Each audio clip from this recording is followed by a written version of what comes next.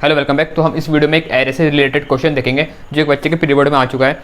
तो question side में है। क्वेश्चन में बोला है define a class to declare an integer array of size N and except the element into the array, replace all even number by 0 and odd by 1, display the array element in different lines. देखो क्वेश्चन ने क्या बोला है, एक array input में लो और उसका साइज भी यूज़र से लेना है। एन साइज़ का एरे है तो उसका साइज़ हमें यूज़र से लेना पड़ेगा, फिर उतने साइज़ का एरे बनाना है और एलिमेंट भी यूज़र से लेने हैं। पहली चीज़ तो ये है। उसके बाद हमें जो जो एलिमेंट उस एरे में हैं इवन उनको 0 से रिप्लेस करना है और जो जो एलिमेंट हैं उसमें ऑड उनको 1 से रिप्लेस करना है। ठीक है, देखो इंटीजर एरे है तो सारे जो उसमें नंबर होंगे वो इंटीजर होंगे। ठीक है, अब इंटीजर या तो इवन हो सकता है या फिर ऑड हो सकता है। ठीक है ना, तो जितने भी नंबर इवन होंगे उनको 0 से रिप्लेस करना है और जितने भी ऑड होंगे उनको 1 से रिप्लेस करना है। ये करने के बाद जो नया एरे बनेगा उसको फिर प्रिंट करना है और हर एलिमेंट जो उसकी हर वैल्यू है उसको नेक्स्ट लाइन में प्रिंट करना है। तो ये क्वेश्चन है। क्वेश्चन सुनने में मुश्किल लग रहा है लेकिन है बहुत आसान। क्वेश्चन का सोल्यूशन देखते हैं। तो सबसे पहले हमें एक इंटीजर एरे बनाना है एन साइज़ का। ठीक है, लेकिन हमें साइज़ पता तो होना चाहिए। तो पहले हम साइज़ लेंगे इनपुट में यूज़र से। तो एक लाइन लिख देता हूँ, system dot out dot print LN enter size of array. ठीक है, इसके बाद यूज़र जब साइज़ इनपुट में देगा तो हमें उसे लेना पड़ेगा। तो साइज़ को इनपुट में लेने के लिए इंटीजर टाइप का वेरिएबल बनाया है एन नाम का, और यूज़र से इनपुट में लेना है तो एससी डॉट नेक्स्ट इंट, क्योंकि इंटीजर वैल्यू यूज़र से हम इनपुट में ले रहे हैं। ठीक है, जैसे मैंने लाइन लिखी तो क्या होगा, जो भी इंटीजर वैल्यू जो भी साइज़ यूज़र देगा वो एन में जा करके बैठ गया। अब मुझे इतने ही साइज़ का एक एरे बनाना है, तो अब एक एरे बना लेता हूँ। इंट एरे का नाम रख दिया a, int a equal to new int कितने साइज़ का बनाना है, एन साइज़ का। तो अंदर साइज़ लिखते हैं तो वहाँ मैंने एन लिख दिया। एन की वैल्यू जो भी यूज़र ने दी होगी उतने साइज़ का एरे बन जाएगा। ठीक है, और याद रखना अगर वैल्यू जैसे फॉर एग्जांपल यहाँ पर 10 है तो जो आखिरी इंडेक्स होगा वो 9 होगा। जो भी साइज़ होता है उससे एक नंबर कम होता है हमारा आखिरी इंडेक्स। ठीक है ना, अब ये तो हो गया, एक एरे बन चुका है जो साइज़ यूज़र ने दिया उतने साइज़ का। Except the element into the array. अब हमें एरे में एलिमेंट लेने हैं तो उससे पहले एक लाइन लिख देते हैं, system dot out dot print L N enter elements in array.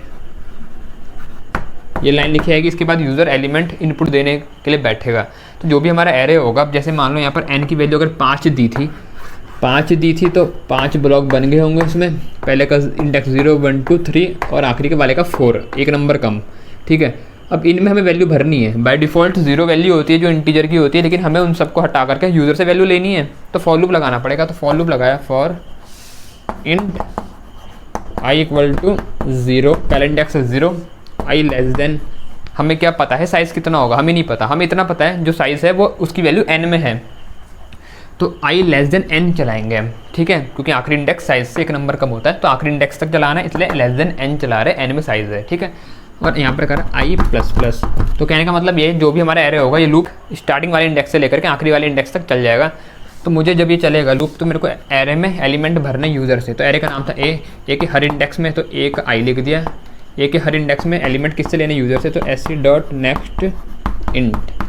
तो जब ये लाइन चलेगी, ये पूरा लूप चलने के बाद मेरा जो एरे होगा वो भर चुका होगा एलिमेंट से पूरा। अब एक बार एरे भर गया है, अब उसके बाद हमें क्या करना है, अब उसके बाद मुझे चेक करना है उसके हर एलिमेंट में जाके कि एलिमेंट इवन है या ऑड है। अगर इवन होगा तो फिर उसे 0 से रिप्लेस कर दूंगा और ऑड होगा तो उसे 1 से रिप्लेस करेंगे। ठीक है, तो वो देखते कैसे करेंगे, इतना पोर्शन हटा रहा हूँ मैं। तो फॉर एग्जांपल मान लेते हैं यूज़र ने ऐसा एरे इनपुट में दे रखा है जिसका साइज़ है 5 और ये वो एलिमेंट उसमें रखे हुए हैं 2 5 7 6 8। मुझे क्या करना है, मुझे जितने भी इवन हैं इसमें एलिमेंट उन सबको रिप्लेस करना है 0 से और ऑड वालों को 1 से। तो देखो इनको रिप्लेस करने के लिए पहले मेरे को हर एलिमेंट में आके चेक करना पड़ेगा ना कि वो एलिमेंट है क्या, इवन है कि ऑड है। चेक करने के लिए फिर से एक लूप लगाएंगे।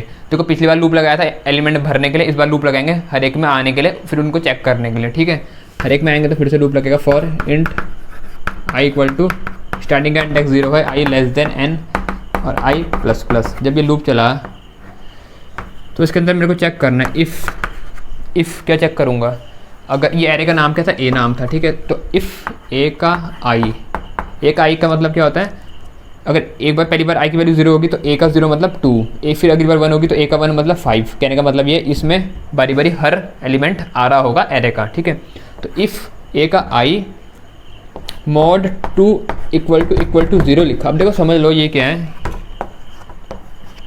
लिखा इफ़ ए का आई मतलब इफ़ ए के आई इंडेक्स वाला एलिमेंट मॉड 2 जब उसको 2 से डिवाइड करते हैं तो ये ना हमें रिमाइंडर देता है।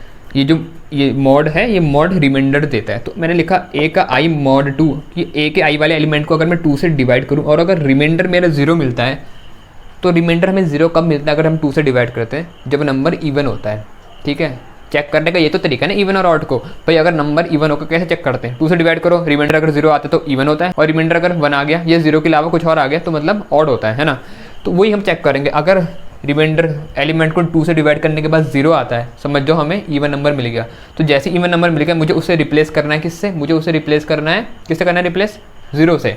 तो उसको रिप्लेस करना है, उसको मतलब ए के आई को, तो ए के आई को मैंने लिख दिया इक्वल टू 0। अब जैसे यहाँ पर देखो कैसे होगा, जब लूप चला पहली बार आई की वैल्यू हुई 0 तो ए का चेक होगा, इफ़ ए का आई, तो ए का आई मतलब ए का 0, ए के 0 पे कौन है 2, तो चेक होगा कि क्या 2 mod 2 इक्वल टू 0 होता है। तो 2 को 2 से डिवाइड करो तो क्या 0 आता है रिमाइंडर, हाँ बिल्कुल 0 आता है। तो कंडीशन होगी ट्रू। तो ये क्या करेगा, ए के आई को 0 कर देगा, ए के आई को, और अभी आई की वैल्यू क्या थी 0, तो ए के 0 को क्या कर देगा, ये इसने कर दिया 0। ठीक चल रहा ना, मतलब इवन नंबर को 0 कर रहा है। अब आगे बढ़े, जब आगे बढ़े आई की वैल्यू हुई 1, चेक होगा कि इफ़ ए का 1, ए का 1 कौन है 5 mod 2 इक्वल टू 0। तो ये तो कंडीशन होगी फॉल्स, 0 नहीं होता, रिमाइंडर कितना आएगा 1 आएगा। ठीक है ना, अगर 5 को 2 से डिवाइड करेंगे। तो इफ़ नहीं चला तो उस समय के लिए हम बनाएंगे एल्स। ठीक है, जब इफ़ नहीं चला तो देखो उसके लिए हमने बनाया एल्स। भाई देखो दो ही चीज़ हो सकती है ना, या तो नंबर इवन होगा या ऑड होगा। भाई अगर इवन नहीं है तो सीधी सी बात है इंटीजर नंबर है, क्या होगा वो ऑड होगा, है ना। तो इसलिए हमें यहाँ कंडीशन लिखने की ज़रूरत नहीं है, सीधा एल्स लिख दिया हमने। ठीक है ना, ये नहीं होगा तो सीधी सी बात है फिर ऑड होगा। एल्स अगर ऑड है तो हमें क्या करना है, बताओ, मुझे उस एलिमेंट को ए के आई को 1 बना देना है बस। तो जब अगली बार चला 5 mod 2 क्या 0 होता नहीं होता, ये कंडीशन होगी फॉल्स। तो एल्स चला, एल्स ए का आई 1 हो जाएगा। ए का आई मतलब अभी आई की वैल्यू क्या थी 1, तो ए के 1 वाला 1 हो गया। तो ए के 1 वाला कौन है 5, ये चेंज हो गया 1 हो गया। जब लूप आगे बढ़ा आई की वैल्यू हुई 2, तो चेक होगा कि क्या ए के 2 वाला, ए के 2 पे कौन है अभी 7, क्या 7 mod 2 0 होता है। तो 7 को 2 से डिवाइड कर लो, क्या आता है रिमाइंडर 1 आता है। तो 1 0 के बराबर नहीं होता, कंडीशन फॉल्स होगी। मतलब एल्स चलेगा, एल्स क्या कर देगा, ए के आई में 1 डाल देगा। तो ए के 2 में कौन को डाल देगा 1। अगली बार जब 6 के लिए आएगा तो ये कंडीशन चेक होगी कि क्या ए का आई पे कौन है, ए का आई मतलब ए का 3, ए के 3 पे कौन है 6, क्या 6 mod 2 इक्वल टू 0 होता है। तो 6 को 2 से डिवाइड कर लो 0 आता है, तो 0 इक्वल टू 0 बनेगा, मतलब सॉल्व होने के बाद। तो कंडीशन हो जाएगी ट्रू, तो ए के आई पे 0 आ जाएगा, तो 6 0 से रिप्लेस हो जाएगा। फिर 8 के लिए भी ऐसी होगा, ये वाली कंडीशन चलेगी, 8 2 से डिवाइड होता है, 8 भी 0 से रिप्लेस हो जाएगा। तो ऐसा हमारा बन जाएगा एरे, जब ये हमारा फॉर लूप चल जाएगा। ठीक है, ये हमारा यहाँ पर हुआ फॉर लूप क्लोज। ठीक है, समझ में आ रहा है यहाँ तक। अब ये जो एरे हमारा पूरा बन चुका है, अब मेरे को इसको प्रिंट करवाना है, इसके हर एलिमेंट नेक्स्ट लाइन में। ठीक है, तो वो कैसे करेंगे वो देख लेते हैं। इसको हटा रहा मैं, ठीक है।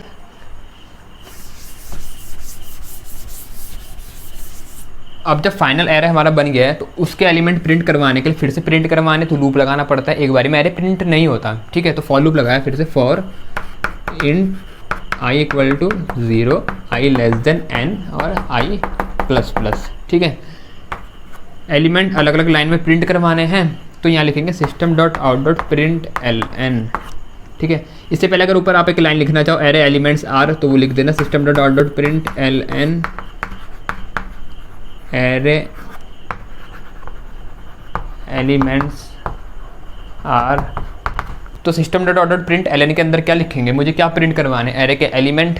प्रिंट ln इसलिए लिखा है ताकि नेक्स्ट लाइन में प्रिंट करता हुआ जाए। और एरे के एलिमेंट कैसे पता करेंगे, एरे का नाम है ए और आई। तो जैसे पहली बार आई की वैल्यू होगी 0, तो a 0 मतलब एरे के 0 इंडेक्स में जो होगा वो प्रिंट हो जाएगा, तो पहली बार 0 प्रिंट होगा। फिर नेक्स्ट लाइन में पहुंच जाएंगे, आई की वैल्यू अपने आप बढ़ जाएगी क्योंकि लूप लगा रखा है a1, तो a1 में कौन है 1 है, तो फिर अगली लाइन में 1 प्रिंट हो जाएगा। तो पहले 0 फिर 1, फिर इसकी वैल्यू बढ़ेगी, ये बन जाएगा a2 पे कौन है 1, तो नेक्स्ट लाइन में 1 आ जाएगा, फिर 0 फिर 0। इस टाइप से हमारा आउटपुट आएगा। ठीक है, ये था हमारा कोड। अच्छा, ये फॉर बंद होने के बाद यहाँ पर मेन और यहाँ पर अपनी क्लास भी क्लोज कर देना। ठीक है, आई होप आपको समझ में आ चुका होगा। फिर भी डाउट रहता है तो कमेंट करके मुझे बता देना, समझ में आ गया तो वो भी मुझे कमेंट करके बता देना। वीडियो अच्छी लगी तो लाइक कर देना, और नेक्स्ट वीडियो में जल्दी मिलते हैं। इस वीडियो में इतना ही, थैंक्स फॉर वॉचिंग।